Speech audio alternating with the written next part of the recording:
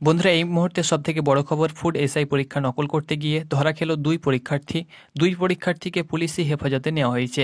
তো এই দুই পরীক্ষার্থীর যে ভিডিও ক্লিপ তোমরা সোশ্যাল মিডিয়ায় প্রচুর পরিমাণে ভাইরাল হয়েছে এবং আশা করছি তোমরা সেই ক্লিপ দেখেছো কিভাবে তারা নকল করার চেষ্টা করেছে।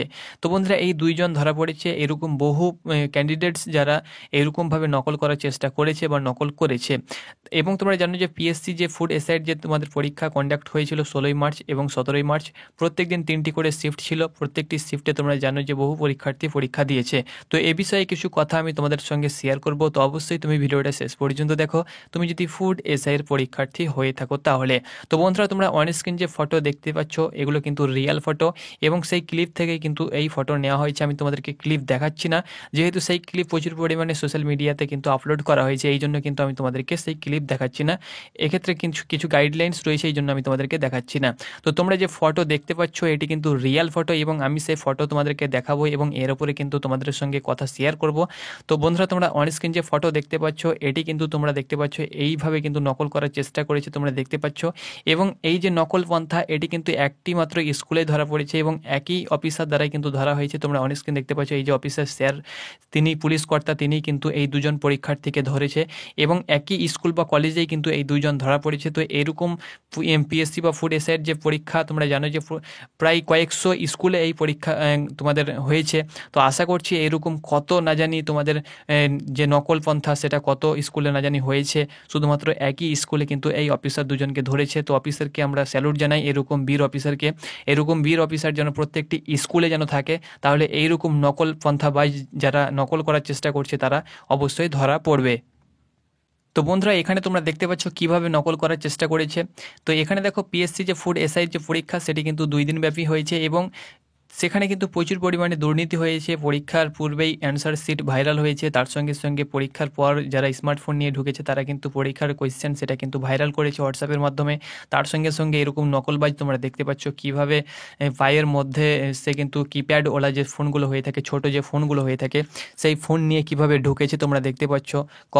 কভার নিয়ে তোমরা অন স্ক্রিন সেই ফটো দেখতে পাচ্ছ এবং সেটা কিন্তু ধরা পড়েছে। এই কিপ্যাড ওলা ফোনেই কিন্তু তারা হয়তো অ্যান্সার পেত বা হয়তো তারা সেই অ্যান্সার তারা কিন্তু কাজে লাগাতো এবং তারা কিন্তু ওই মারে সেগুলো ফিল করতো।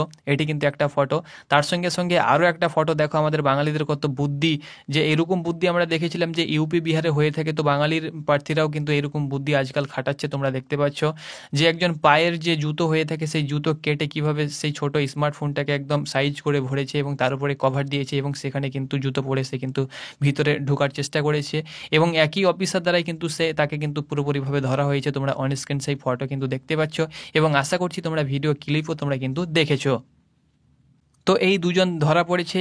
এর সঙ্গে সঙ্গে আরও পরীক্ষার্থী কিন্তু ভিতরে এইরকমভাবে মোবাইল ফোন বা স্মার্টফোন বা ব্লুটুথ বা ইলেকট্রিক ডিভাইস যেগুলো রয়েছে এইরকমভাবে কিন্তু অনেকে প্রবেশ করিয়েছে এবং তারা কিন্তু পরীক্ষা হয়তো ভালোভাবে দিয়েছে।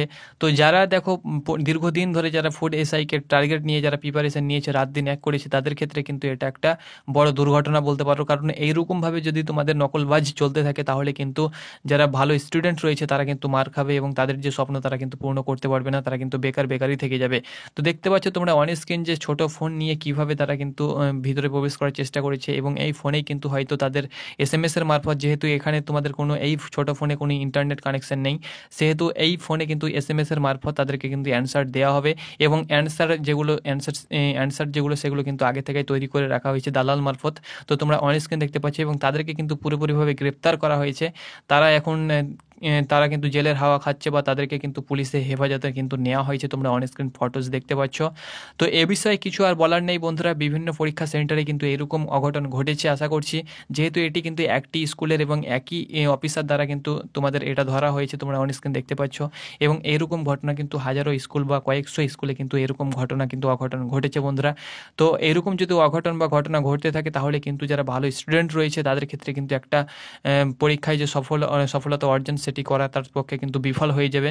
তো এরকম যেন অঘটন না ঘটে, আমরা চাইবো যেন ভালোভাবে এবং সৎভাবে যেন পরীক্ষা কন্ডাক্ট হয়ে থাকে এবং চাইবো যে সিবিটি এক্সাম না হলেও যেন ভালোভাবে যেন এই দুর্নীতি না হয়। এই দুর্নীতি মুক্ত অবশ্যই আমরা রাজ্য চাই এবং প্রত্যেকটি পরীক্ষা যেন ভালোভাবে হয় এবং মেধার তালিকাতে যেন প্রত্যেককে সিলেকশন নিতে পারে।